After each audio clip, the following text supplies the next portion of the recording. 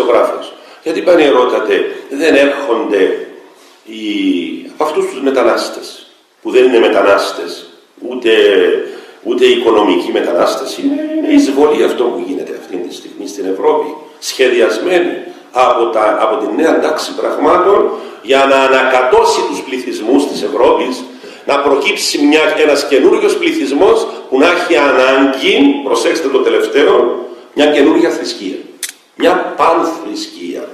Αυτό είναι σχέδιο παλαιών σιωνιστικών, το οποίο τώρα εφαρμόζεται και θα επιμένουν να το εφαρμόσουν. Ούτε και με τα γεγονότα της Γαλλίας θα λυγίσουν, διότι υπάρχουν μυστικές δυνάμεις πέρα από τις εθνικές κυβερνήσεις που προωθούν αυτά τα σχέδια.